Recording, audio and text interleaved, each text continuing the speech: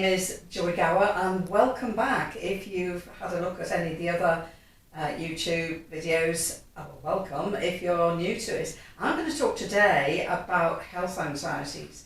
There can be very few of us that didn't, nearly 2 years ago, start to have a health anxiety. For instance, did you ever get up one morning or sometime in the day and feel a bit hot and rush to go and take your temperature because that was one of the first symptoms of COVID? Or you had a headache and you started making a catastrophe of what might happen. We can blame some of the media for frightening the life out of us with that. But nevertheless, once that starts and once you start thinking you're going to become ill, it's really never ending. The other YouTube was talking about panic attacks. Well, sometimes health anxieties can turn into panic attacks, but not necessarily always the case.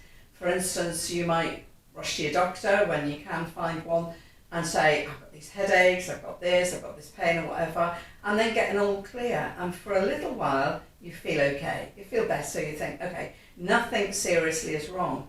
With a health anxiety, you start to think, yeah, but what about if that doctor missed this? Or maybe tomorrow I will get ill, or the next week or next month. So it's an ongoing thing all the time that we're starting to worry about our health. Of course, we look in the media and we see stories of people who become very ill, all kinds of things.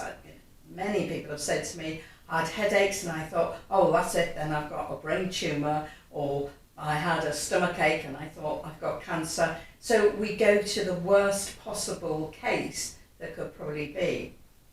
Any self-respecting GP would say, if you've had any serious symptoms for longer than 2 to 3 weeks, then you definitely need to do something about it. So it could be you've got a headache because you've eaten the wrong kind of thing, or you've drunk too much alcohol. It could be all kinds of things, or stomachache because you've eaten the wrong kind of food that doesn't agree with you. But because the media has frightened everybody, we naturally go to the worst case scenario, running that film in our mind again of suddenly ending up in hospital, suddenly this happens, that happens, seeing our family all crying because we've passed away.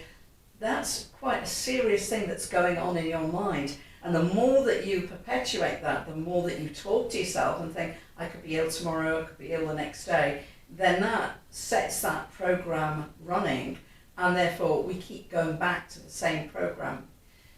Talking therapy is very useful because we can talk it out of how we feel and maybe even see the absurdity of it, that we are fit and healthy. We've got to live in the present and think, yeah, I'm fit and healthy right now. Stop worrying about what might happen in the future and making a catastrophe. But it doesn't really offer the solutions that you're looking for.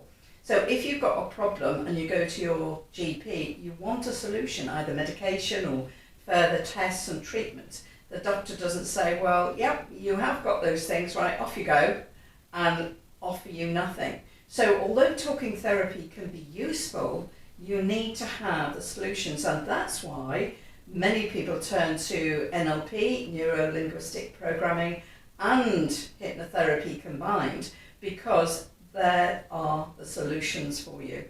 It helps you to reprogram your mind. So your therapist will be talking to you in a trance state and using some NLP techniques and hypnosis at the same time to reprogram your mind. So there's something different that you're thinking and you're happy with how you're feeling. So if you have got a health anxiety, and I think certainly in the next couple of years, we're going to see all the fallout from 2 years ago, last March, of people being really scared, either scared to still go out, scared that they're going to get ill, worry about how their family are going to cope without them.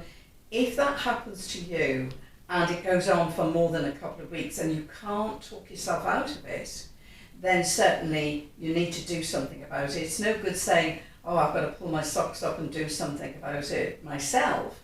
You might need to have some help. So think of ways that you could find solutions to the problem rather than just admit you have got a problem but nothing else happens. The second stage is finding the right therapist for you. I say to all my clients, phone several therapists. I might not be the one that you want to come and see, the right therapist is someone who speaks your language, understands you completely, has got that empathy, and you like either the sound of their voice or you like what their website is saying. Health anxieties are a serious thing that can happen to you. Don't let it go on. Don't let it become your whole life that you're thinking about it constantly, because it will wear you down, it will take all your energy away from you, and you'll end up feeling worse than ever. So do something about it. Do something about it right away and get the ball rolling to feeling so much better.